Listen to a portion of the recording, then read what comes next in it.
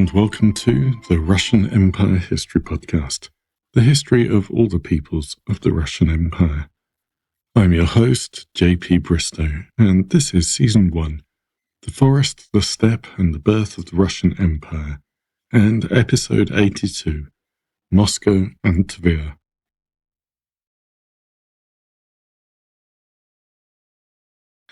Before we begin, there's been an influx of subscribers through Spotify. Spotify doesn't give me your names, but welcome to you all, and thank you for supporting the podcast.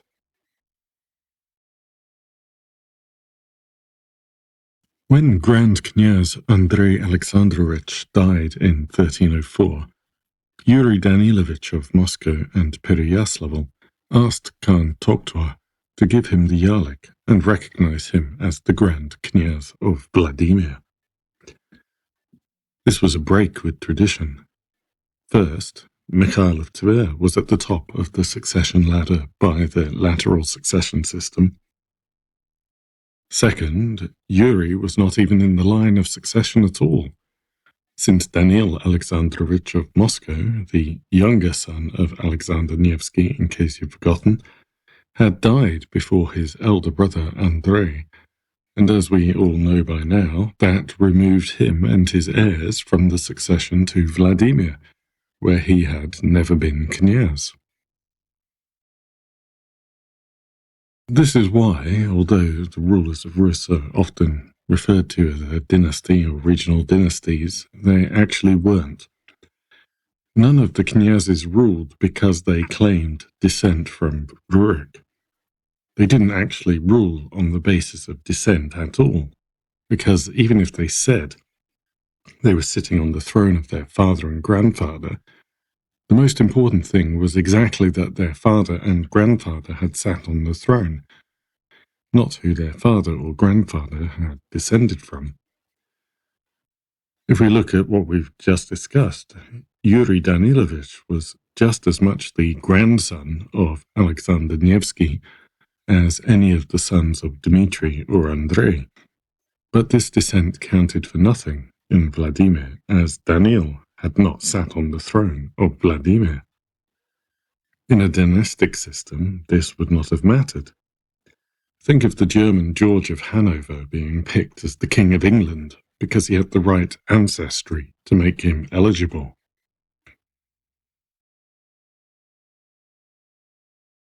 In making his claim, Yuri was almost certainly relying on the Mongol succession system, where any member of the ruling family could make a claim, and hoping that the Khan would see this and support him. This is another one of those instances in the chronicles that historians point to as evidence the knyazes were very familiar with Mongol practices, even while that familiarity is never discussed in the chronicles. In this case, his hopes were in vain. Toktor was equally familiar with Rus practices, and he knew that Mikhail was the legitimate claimant. However, before too long, the Mongols will indeed break the Rus succession system and enable the appearance of dynastic inheritance. As it was, we are saying goodbye to the weakness and endless conflicts of the lateral succession system through several decades of conflict between the knyazes of Tver and Moscow over who gets to rule in Vladimir.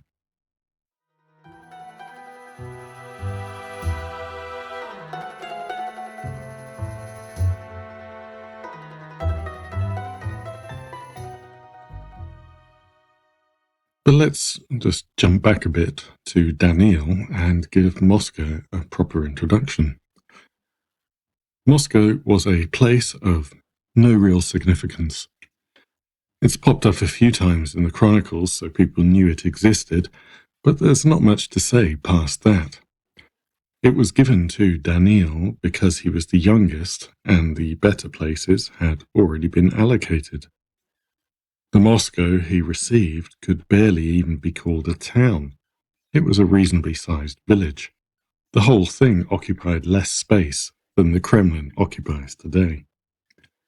The location had potential, but the entire kняжество was rather underdeveloped compared to its neighbors. When we look at how Moscow rose from, let's say, nothing to be the capital of an enormous empire, we have to be very careful about our sources. We still have a variety of chronicles being written throughout this period in various cities. But in addition to all the usual problems we have with such texts, they have all been heavily edited later on by pro-Muscovite scribes. Alternative viewpoints have been almost entirely erased, outside of a few passages in the Novgorod Chronicles. We do not know what the other knyazes, the rulers of, say, Ryazan or Smolensk, thought about how Moscow was accumulating power. The Galician-Volhynian Chronicle, which has been giving us a perspective from outside of the northeast during the period we've been covering, also ends in 1292. So the story that survives in the chronicles of the inevitable triumph of the Moscow knyazes cannot simply be taken at face value.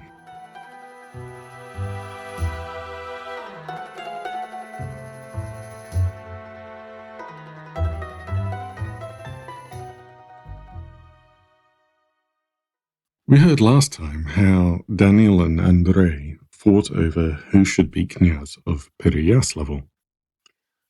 While Andrei's home base may have been more significant than Moscow, it was still relatively poor and insufficient as an independent power base. Pereyaslavl had actually been founded by Yuri Dolgoruki to be the capital of Susdalia, although Vladimir had emerged in that role after his death. Despite this, the fact that it had been intended to be the capital meant that it remained an important political center compared to either Gorodets or Moscow. Dmitry had held Pereyaslavl when he was Grand Knyaz, so when Andrei displaced him, Andrei thought it was reasonable to claim Pereyaslavl too. Also, if anyone else held Pereyaslavl, like Dmitry's son, that would make it a potential center of opposition. So for Andrei, gaining the throne would be a double win. Looking around at his potential rivals, it's unlikely that Andrei would have picked out Moscow as the one to worry about. Daniil had been a fairly aggressive knyaz. When we see him in the chronicles, it's usually because he is joining one of Dmitry's campaigns, but nothing about his kняжество suggested that it was in a position to begin expanding.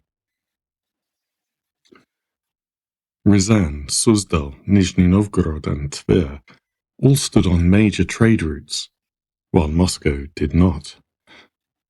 And Moscow was only 75 kilometers away from the steppe, and less than 100 kilometers from Lithuanian territory, more vulnerable than some of its rivals.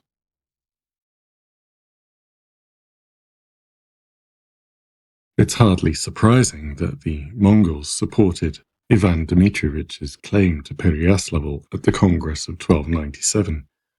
He clearly had the most legitimate claim. Besides, they had already made Andrei Grand Knyaz, so why would they do more for him? The surprise came in 1302 when, as we heard last time, Ivan died childless and bequeathed Pereyaslavl to his uncle. Again, the chronicle claims that Daniil is chosen because of his close friendship with Ivan, not because Daniil's ancestry gives him some kind of right to rule. Daniil occupied the city but died soon after. The people of Pereyaslavl demanded his son Yuri rule, and would not even let him travel to Moscow for the funeral. The people's preference doesn't really get explained anywhere, but given the number of times that Andrei brought a Mongol army to pillage the cities of the northeast. It's maybe a reasonable assumption that it has something to do with that. Whatever the reason, thanks to Daniil's aggressive maneuver in occupying Pereyaslav while Andrei was away trying to claim it from the Mongols, Yuri inherited a combined kняжество that was around 3 times the size of the Moscow his father had received. And that was not Daniil's only expansion. He had also seized 2 other towns on the Moskva River, Kolomna, just over 100 kilometers downstream, and Mozhaisk, just over 100 kilometers upstream. It was a successful start to the kняжество.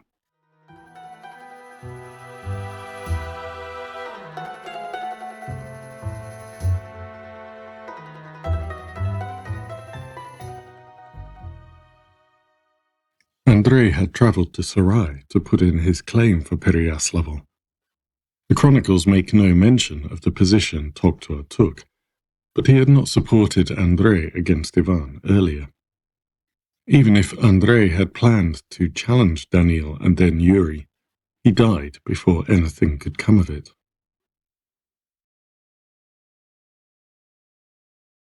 This brings us back around to where this episode started, with Yuri and Mikhail of Tver both putting in a claim to succeed Andrei. Mikhail and Daniil had been allies against Andrei, so this was perhaps a doubly unexpected move by Yuri. Toktor's choice of Mikhail as Grand Knyaz, despite being fully aligned with Rus practices, did not end the conflict between the knyazes. Some historians argue that this may have been intentional. The Mongols had moved away from having the Grand Knyaz as their intermediary to the Rus, the horde's most numerous and potentially powerful subjects. Rather than allowing the Grand Knyaz to emerge as an independent force, they were dealing with other knyazes directly and encouraging the old rivalries and divisions. Therefore, when they intervened in successions among the knyazes, they acted to prevent any independent centres of power emerging in the northeast. Hostilities broke out even before Yuri and Mikhail had returned from Sarai. Yuri had left his younger brother, Ivan, to look after Moscow. Ivan heard that the boyars of Tver were planning to attack Pereyaslav, so he gathered his forces, intercepted, and defeated them. Tver also sent Mikhail's namiestniki to Novgorod, but the city denied them entry until they received word as to who Toktor had chosen. Meanwhile, Yuri's younger brother, Boris, tried to take Kostroma, but was captured by a force from Tver instead.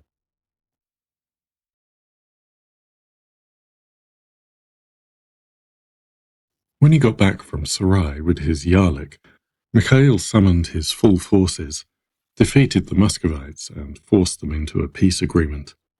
Then, in 1306, Yuri's brothers, Boris and Alexander, switched their allegiance to Mikhail. In 1308, Mikhail attacked Moscow again and forced another agreement on them.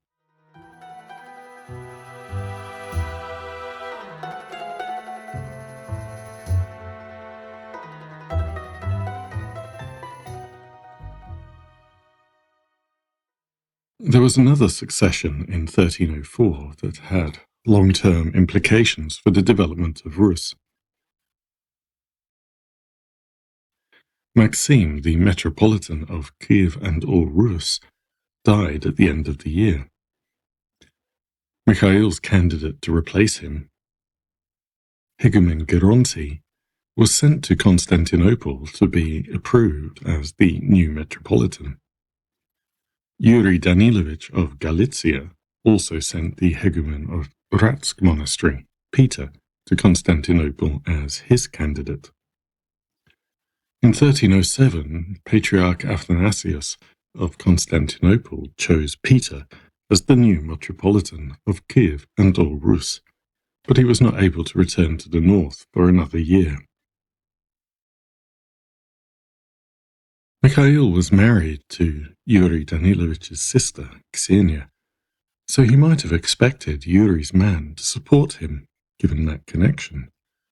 But when the new Metropolitan arrived in Vladimir, where, if you recall, the post had been based since the Mongol conquest, he started favouring Moscow. In 1325, he would even move his residence to Moscow. Mikhail, supported by his local bishop, Andrei of Tver, tried to get rid of Peter by sending a formal complaint to the Patriarch, who sent an envoy to investigate. The council was held in Pereyaslav, which cleared Peter of all the charges. Mikhail did not stop there. Athanasius had passed away by this point, but Mikhail wrote to his successor, Nephon, accusing Peter of allowing marriages between people who are too closely related and engaging in simony, that is, selling ecclesiastical benefits. The conflict with the Metropolitan obstructed Mikhail building his authority in the region, as he needed the priest's blessing to campaign against other knyazes, and if Peter refused to give it, he was forced to cancel his plans.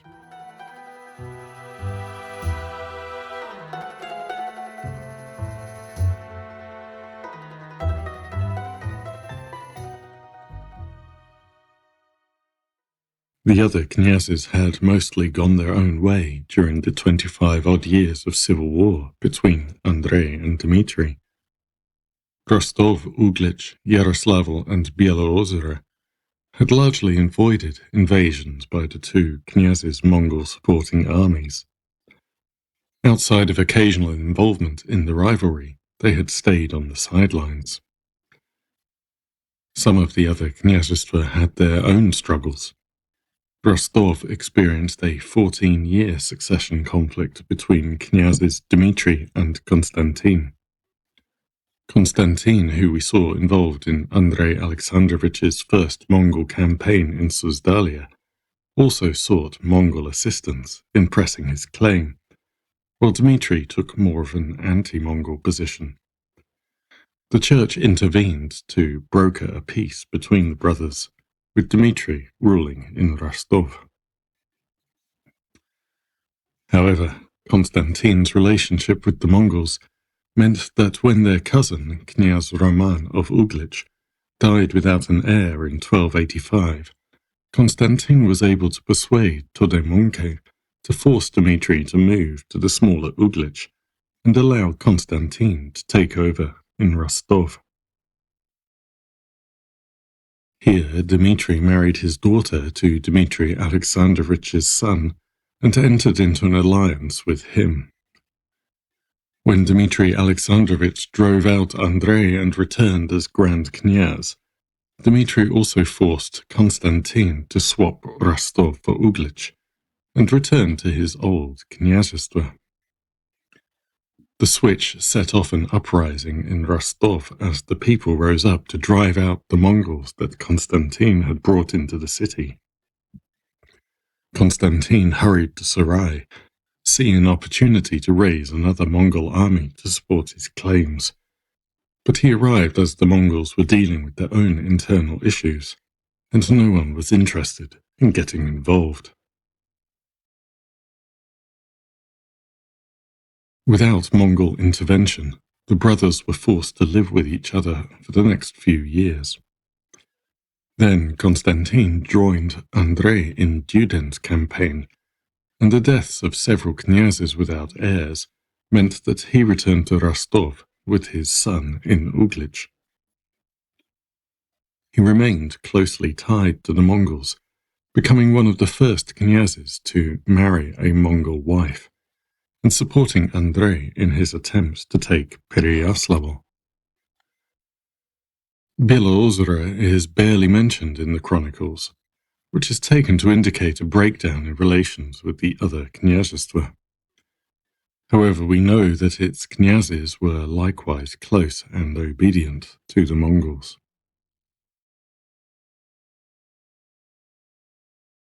In Yaroslavl, Fyodor Rostislavich, who we previously mentioned had become a knyaz through marriage, ruled for nearly 40 years, from 1260 to a few months short of the end of the century.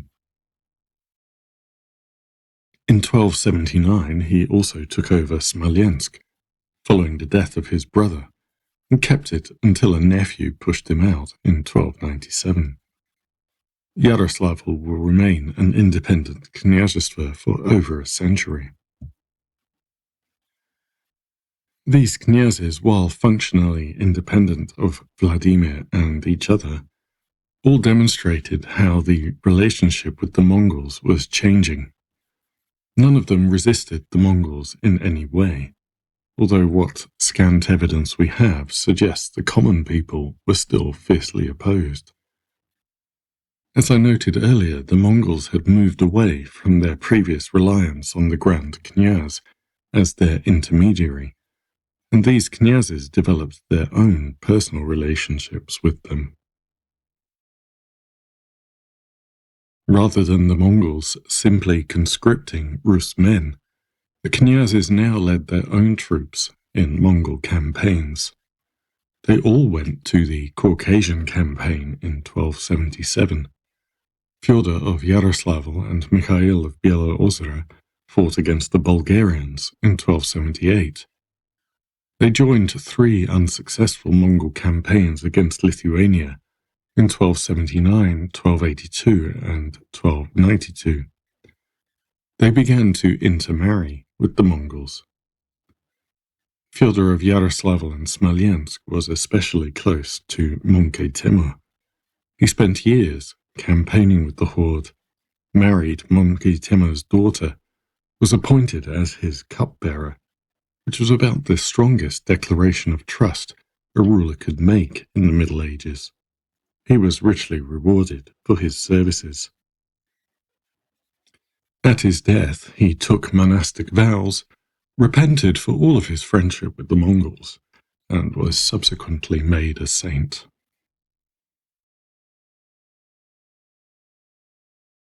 You might have noted that when we were talking about Pereyaslavl, the Khan sent his emissaries to take part in resolving the issues, rather than having a Baskak represent him.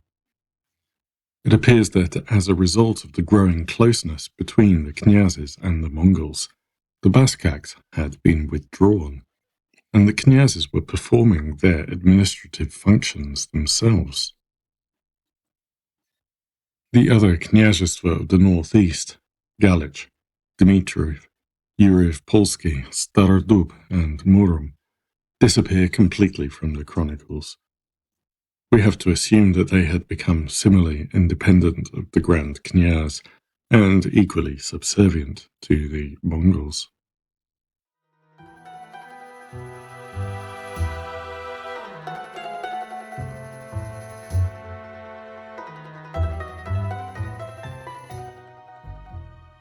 Over the same period, as we've already discussed somewhat, Novgorod had also been moving towards independence. The threat of foreign invasion had fallen away, with no noteworthy incursions since the time of Alexander Nevsky. The fact that the knyazes were raising Mongol armies and bringing them to raid cities that stood against them moved the knyazes from being the city's essential defenders to being its biggest threat. We don't know why relations between the city and Dmitry Alexandrovich had spoiled, which resulted in him bringing a Suzdalian army against the city. He never returned as knyaz, even when he became Grand Knyaz of Vladimir again. The Novgorod Chronicle avoids mentioning him during this period, although it refers to 3 outbreaks of violence in the city, which were likely between boyars for and against Dmitry. During Andrei's last period as Grand Knyaz, Novgorod concluded a mutual protection treaty with Tver, which explicitly referred to Andrei or the Tatars as the city's potential enemies. Hardly a statement of trust in the Grand Knyaz. At one point they also expelled Andrei's namestniki and summoned Daniil of Moscow to be Knyaz, although nothing came of this in the end and both sides seem to have avoided the conflict. During Andrei Alexandrovich's reign, Novgorod made significant changes to its system of governance. The Posadniki had not previously had any term limits.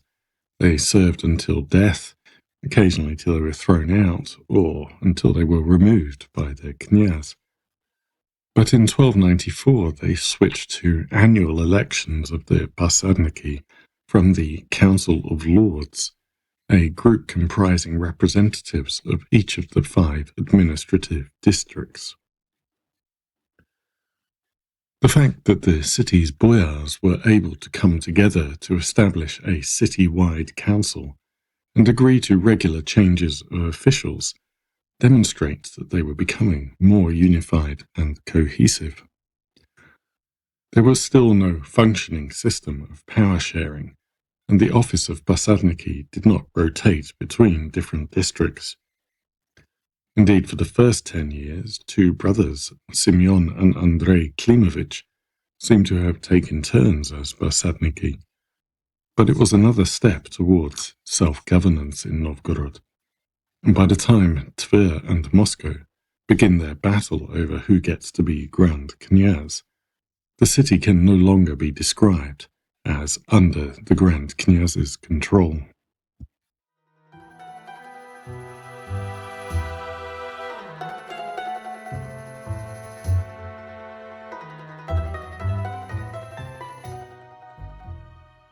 Since Alexander Nevsky decided to tie his fate firmly to the Mongols, the relationship between the Knyazes and the Mongols has become ever closer, and the Knyazes have become ever more dependent on their protectors.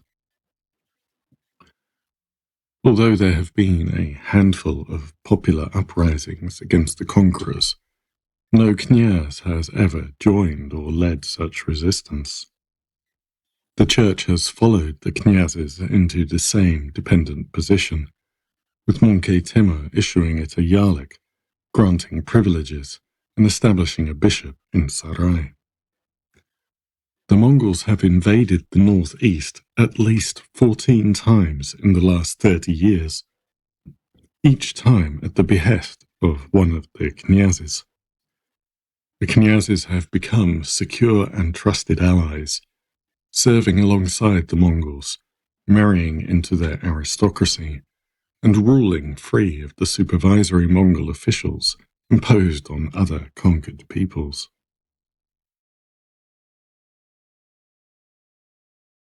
But the result of this rapprochement with the Mongols' efforts to prevent any Knyaz becoming a centre of power, and the continuing effects of the lateral succession system, has been the division of the once strong and united northeast into petty and enfeebled knyazhestva, mini-kingdoms of sometimes no more than a few villages.